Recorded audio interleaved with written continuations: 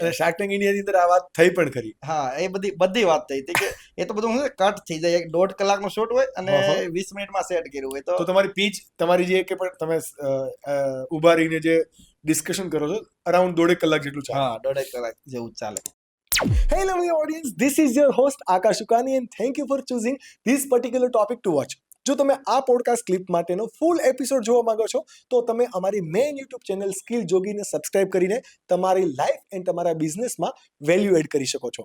આવી અવનવી podcast clip every Monday, Wednesday and Friday જોવા માટે જો તમે કદાચ આ અમારી યુટ્યુબ ચેનલ સ્કિલ જોગી ક્લિપ પર નવા છો તો પ્લીઝ અમને સબસ્ક્રાઇબ કરો અને નોટિફિકેશન માટે બેલ આઇકન પ્રેસ કરો. અને જો તમે ઓલરેડી આ બેલ આઇકન પ્રેસ કરીને સબસ્ક્રાઇબ કરી દીધું છે then enjoy the video. અને એમાંથી 20 મિનિટ એને સેટ કરીને લીધી છે. મતલબ આમાં બહુ બધું હતું. પછી આપણે કંઈક અમન ગુપ્તા મતલબ ક્વેશ્ચન કરતા હતા અને મેં એને આન્સર આપ્યા બધાને. તો એને પછી ઓલે નમિતા મેડમ છે એને કીધું કે કાંટા કો કાંટા કાઢતા હે. મતલબ આવું બધું બહુ બધું થઈ ગયું. એ બધું કટ કર્યું છે. એટલે આવું બધું હતું. પછી એને એ કીધું હતું કે એવો એક બિઝનેસ જ નથી કે જેમાં પ્રોબ્લેમ ન હોય. તો તું જો ભી સચ બતા દો ક્યાં પ્રોબ્લેમ હે બિઝનેસ એટલે એ બધું ઉડાડી દીધું છે. એ બધું કાપી નાખ્યું છે. કેમ કે પછી મેં એને આન્સર આપ્યો કે પ્રોબ્લેમ તો મને નથી દેખાતો. કેમ કે પ્રોબ્લેમ તો અત્યારે છે જ નહીં. આ છે વન મેન આર્મીનો પ્રોબ્લેમ છે પણ એ હું સોલ્વ કરી દઈશ. એટલે આ બધી વાત થઈ હતી. તો વન મેન આર્મી વાળું એટલું લીધું છે થોડું ઘણું ને પછી પાછળનું એટલે એ લોકો તો શું ટીઆરપી જેવી બને સારી બને ને એટલું જ એ પ્રમાણે કોન્ટેન્ટ એ પ્રમાણે જ લેવા. આપણા પોડકાસ્ટ જેવું થોડું હોય કે બધું જ મૂકી દે. 5 શાર્ક છે. 5 શાર્કની અંદર તમે પર્સનલી તમે મળ્યા છો. Who is most polite? Polite મતલબ ભાઈ એકદમ આદર્શવાદી. હા, કેવું એક અમન ગુપ્તા કે હમ ભી બતા લેંગે એ દિલ્હી વાળી વાઇબ આવી જાય. પોલાઇટ ની વાત કરો તો રિતેશ અગ્રવાલ છે. મતલબ એકદમ ડાઉન ટુ અર્થ માણસ છે. મતલબ તમને એને મળો એટલે તમને ફીલ જ નહીં થાય કે આની પાસે જે બિલ્ડ કર્યું છે એ આ પોતે આ માણસ કરેલું છે. કેમ કે એટલો ડાઉન ટુ અર્થ માણસ છે. એટલે મતલબ આમ લગભગ ફીલ થાય કે આપણે સરખા છે.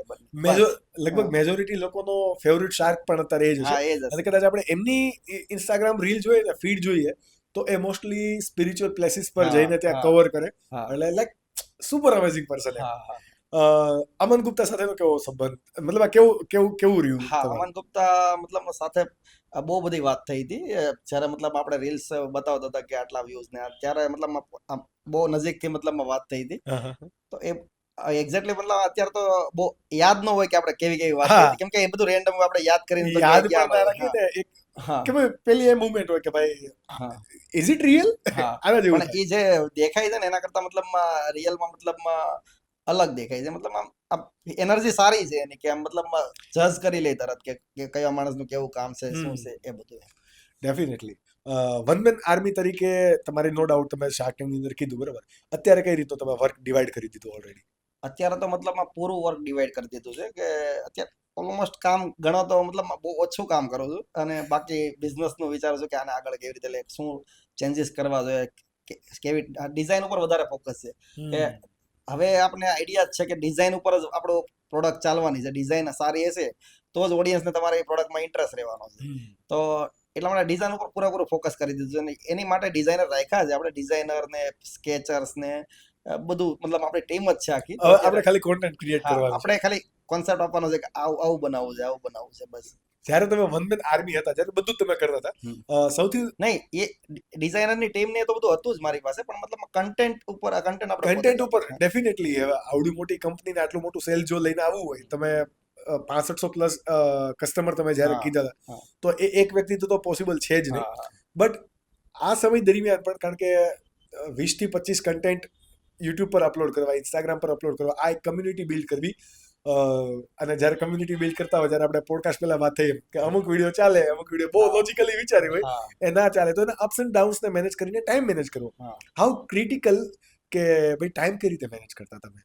ટાઈમ મેનેજ કરો એટલે પેલા કે આપણે બિઝનેસ જ્યારે સ્ટાર્ટ કર્યો ને ત્યારે આપણે બધો ટાઈમ આપણે બિઝનેસમાં જ આપતા હોય. કેમ કે 100%. હા, 100%. એટલે ટાઈમ મેનેજ કરવાનું તો કઈ આવે જ નહીં. કેમ કે ઓલમોસ્ટ બિઝનેસનું જ વિચારતા હોય, માઇન્ડમાં બિઝનેસનું જ ચાલતું હોય. મતલબ શરૂઆતમાં તમે જ્યારે બિઝનેસ કરો ને ત્યારે 1-2 વર્ષ તો તમારે એ જ ચાલે કે બિઝનેસ, બીજું બહારનું બધું જ કઈ યાદ જ ન હોય, કઈ શું થાય છે એ નહીં ખબર હોય, કાંઈ નહીં ખબર હોય. એટલે ત્યારે જ મતલબ કોઈ પણ બિઝનેસ કરવો હોય ને તો એ એક તો બહુ જરૂરી વસ્તુ છે કે બિઝનેસ સિવાય એનો બીજો વિચાર આવે ને તો મતલબમાં ઝડપથી બિઝનેસ ગ્રો કરવો ને બહુ ડિફિકલ્ટ વસ્તુ છે. જો જે એને રીતના પણ બીજી બધી એન્ટરટેનમેન્ટમાં ધ્યાન હોય કે મતલબ કંઈક મોજ શોખના કોઈ પણ સમય જતો હોય તો હા. મોજ શોખમાં તો એને બિઝનેસ ગ્રો કરવો બહુ ડિફિકલ્ટ, કેમ કે ફોકસ નો રહે ને એક વસ્તુ ઉપર કે કેવી રીતે ગ્રો કરવો, શું કરવું, એટલા માટે.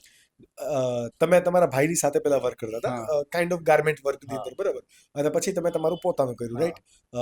એ જે તમે વર્ક કર્યું તમારા ભાઈ સાથે, અને એમાંથી તમારી શું કી લર્નિંગ હતી? બીકોઝ આ કન્વર્ઝેશનથી હું લોકોને, જે કંઈ પણ આપણા લિસનર છે, અને એ જ ખાલી કહેવા માંગુ છું કે ભાઈ એવરી એક્સપિરિયન્સ આર સ્પેશિયલ, અને એ બધી જ લર્નિંગ તમને ક્યાંક ને ક્યાંક લઈ જતી હોય છે.